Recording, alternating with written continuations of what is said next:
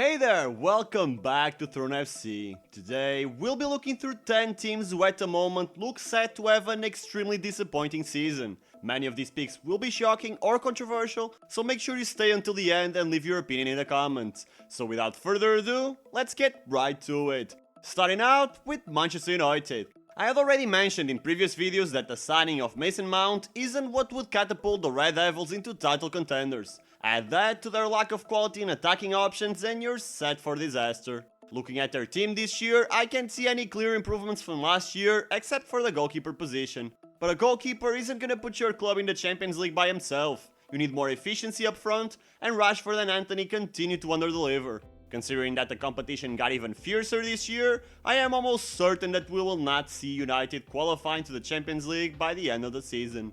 Next up, we got another historic team from England, Everton. Luck eventually runs out. Unfortunately, things aren't looking too bright for the Toffees this season. Their moves in the transfer market haven't really given the team the boost that they needed.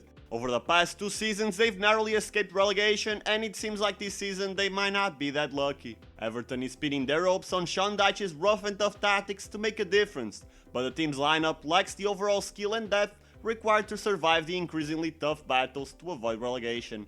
Personally, I'm pretty convinced that they're headed for relegation this year. It's a bit of a downer for a club with such a storied history, but maybe it's the wake-up call that they need to climb back to where they once were. The final Premier League team in this video and another that I tip for relegation is Wolverhampton. The Wolves find themselves in a state of chaos, grappling with significant losses of key players such as Neves, Moutinho, Jimenez and Traoré, with the possibility of Podence also departing from the Molineux. It appears that the club's leadership has hesitated to invest in the team, leading to a downward spiral. This decline culminated in the departure of their coach Julen Lopetegui mere days before the start of the season. With Mateus Cunha and Matt Doherty as their biggest reinforcements, Wolverhampton clearly downgraded in comparison to last year, which paints a really grim picture of the entire situation, especially since the Wolves were already struggling with an older squad. It's hard to feel optimistic looking at this Wolves side who just a few seasons ago were Europe contenders, but nowadays, after having failed to replace their biggest assets, are set to dip their toes back into championship oblivion. At number 7, we got Borussia Dortmund. Borussia Dortmund are looking like an injured animal seeking revenge, fueled by the bitter memory of letting the title slip through their fingers on the last match day. It was a tough blow for BVB, losing what could have been their best shot at dethroning Bayern Munich. Unfortunately, the Bavarians have stepped up their game this season, making the competition even tougher. Adding to Dortmund's challenge, they have also beat farewell to their standout star, Jude Bellingham. In terms of new faces, they brought in Sabitzer, who wasn't exactly wild anyone during his time at Bayern or Man United. They have also taken a chance on Mesha from Wolfsburg, a promising player but still unproven on the big stage. While I don't think Borussia will struggle to secure European qualification, it's likely that they'll miss out on a title race and maybe even a podium finish, as teams like Leipzig and Leverkusen seem to be in bare form right now. Time will tell how things play out, but I can't say I'm overly optimistic about Dortmund's prospects this season. Shifting our focus from Germany to Italy, we arrive at Inter, a team that pleasantly surprised everyone last season with a successful run, clinching 2 domestic cups and emerging as Champions League runners-up. The upcoming season, however, sets a different target in sight, securing the Serie A title. Yet, this task is far from easy. Inter has faced a notable exodus of key players, some living on free transfers, including Dzeko and Skriniar, along with a number of fringe players finding new homes. Additionally, the departure of Onana and Brozovic and the decision to let go of the pursuit for Lukaku have left their marks. To plug these gaps, Inter has taken calculated risks on both seasoned campaigners like Zomer, Cuadrado and Arnautovic, as well as young talents in Fratesi and Bisek. However, the concern here is that the too much change all at once phenomenon might come into play. Inzaghi finds himself in a situation where he needs to implement his tactics with an almost entirely new squad. Such drastic changes often don't mesh well, particularly for clubs that had a solid foundation to begin with. Considering these factors, my belief is that Inter will fail to regain the Serie A crown and might even struggle to secure a Champions League spot by the season's end. Taking the 5th spot on our list is Atletico Madrid. Over the past couple of years, Los Colchoneros have fallen short of being serious contenders in the Champions League, and the new season doesn't appear to promise much excitement either. As of now, Atletico hasn't managed to recoup their investment in João Felix, and although they haven't lost any major players from last season, they have also failed to inject new energy into their aging squad. It's evident that Atletico has found itself in a rut, clinging to Simeone's defensive strategies, while other clubs like Betis and Real Sociedad are swiftly catching up. At this point, it's almost a given that the La Liga title will be claimed by either Real Madrid or Barcelona. In fact, securing a third-place finish isn't even a guarantee for Atletico. Unless they manage to improve their midfield before the transfer market closes, there's a real possibility of them landing in 4th place or lower and having another disappointing run in the Champions League. Next up, we've got Lyon. It was quite a surprise for those who remember the club's dominating era in Ligue 1 during the 2000s to see them finish 7th last year. This outcome left them out of European competitions this season, which could actually be seen as a silver lining given their remarkably thin squad.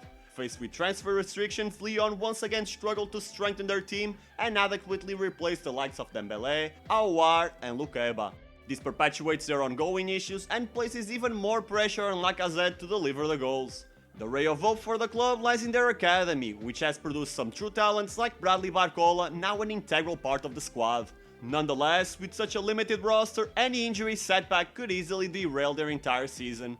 It wouldn't be too surprising if Lyon find themselves battling relegation as the season draws to a close. The odds are stacked against them and they'll need every bit of luck and resilience to avoid a challenging struggle. Next up, we got RC Lens. Contrary to Lyon's struggles, Lens managed to surprise everyone by putting up a strong fight for the title until the very end. Now they're gearing up for an iconic Champions League appearance. However, my optimism for their upcoming season is a bit tempered. The departure of Fofana and Openda have left noticeable gaps in their lineup, but Lens have made exciting additions in form of 2 young talents, Andy Diouf, hailed as the best young player in last year's Conference League, and Eli Wahi, one of League's most promising young strikers.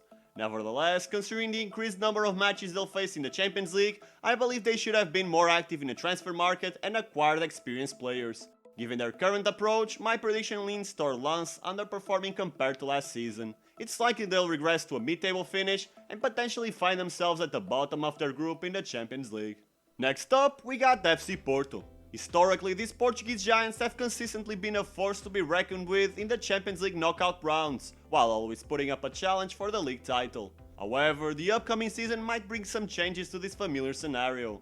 Losing Otavio so close to the end of the transfer window dealt a blow to the Dragons, and their efforts to fill that gap haven't been entirely successful. Their defensive line remains a significant concern, lacking quality fullbacks and heavily relying on the aging Pep, who at 40 still holds that fragile defense together. While we've seen some investment in the midfield and attacking areas, the players that they brought in are still unproven, and it's questionable if they'll adapt to the physically demanding tactics of Sérgio Conceição.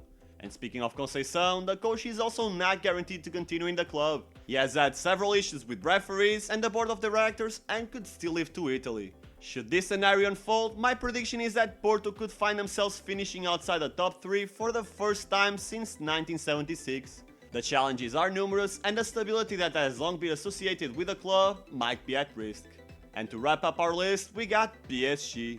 It is true that the Parisians have taken a significant step by parting ways with 2 prominent egos that were causing disruption within the locker room. However, this move has also meant bidding farewell to a substantial amount of on-field brilliance. The much-hyped M&M trio, which held so much promise, unfortunately failed to live up to the expectations, but the idea of an Asensio, Ramos and Dembélé trio doesn't exactly spark excitement. On top of these changes, internal conflicts stemming from the Mbappe situation have stirred up controversy and turmoil within the club. This combination of factors could easily result in a disaster scenario. In the league, I do anticipate Paris Saint-Germain to clinch a title, potentially with even more conviction than the previous season, mainly because their competition hasn't really posed a significant challenge this year. Nevertheless, when it comes to the Champions League, they might encounter significant difficulties, potentially even finishing 3rd in their group depending on the opponents they face. Luis Enrique is certainly in for a tough ride this season. He has inherited a team that's in the process of rebuilding, all while dealing with the additional hurdle of having a displeased fanbase. As much as I admire his coaching abilities, I believe he has an extremely tough task at hand. And that is it. I know this video is controversial, but if you don't agree with some of these selections, leave your opinion in the comments and let's have a discussion. Thank you for watching until the end. If you like content like this, subscribe so you don't miss a single update from Throne FC. And since you've liked this video, watch this one up next. I bet you'll enjoy it. I'll see you there.